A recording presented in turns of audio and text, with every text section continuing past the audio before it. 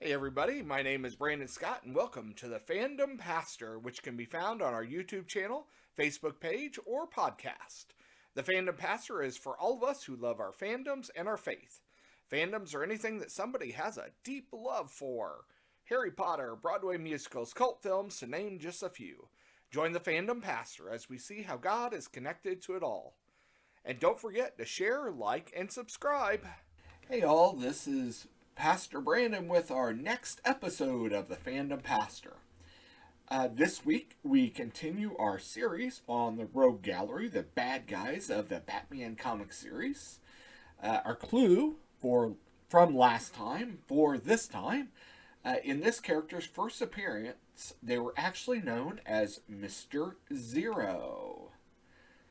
So what's interesting is this character has actually gone through a number of name changes.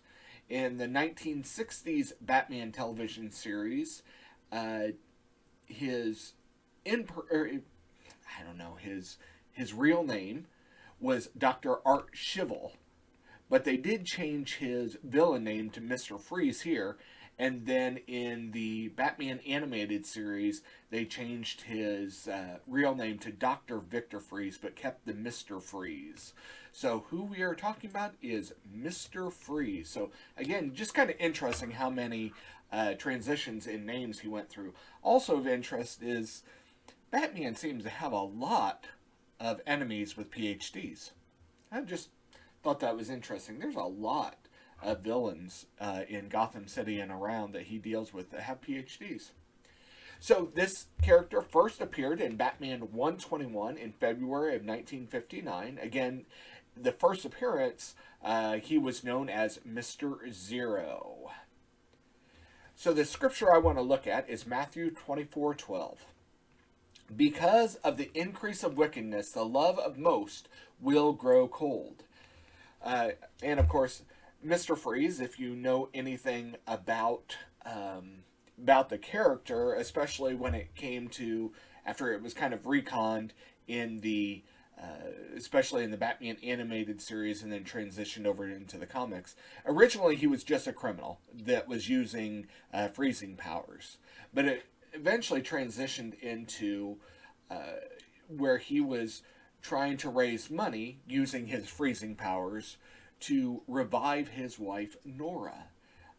And so it's interesting to use this scripture because, again, it says, because of the increase of wickedness, the love of most will grow cold.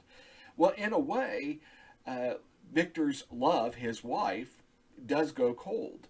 And he almost loses sight of what is so important in the rest of the world when he strives just for his own personal gain, his own desire to have his wife back with him. And again, there's nothing wrong with having a desire to be with your spouse, to bring your spouse back in a way, but what level of wickedness will we do in order to gain what we want? Who will get hurt in the way in the way we strive to seek our own wants and our own needs? And so we have to consider when we do things, when we think we are in the right, are we actually in the right? Are we hurting others with our desire for what we want?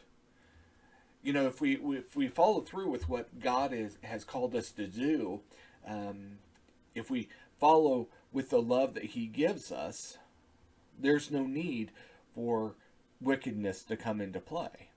And yet, how many times have we dealt with or seen issues where people have love only for certain things or certain people or certain groups or certain political parties even, and we've grown cold to everything else? And Christ calls us not to shut ourselves off from one group or anything like that, and instead we are to show and love and embrace all of those around us.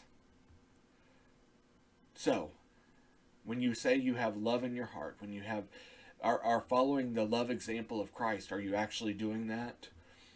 Or are you freezing off parts of the world to you and to God?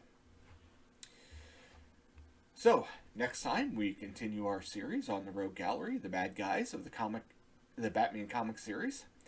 And our clue for next time is this character believes in leaving things to chance and was originally a friend of Bruce Wayne's. Thanks, God bless, and see you next time.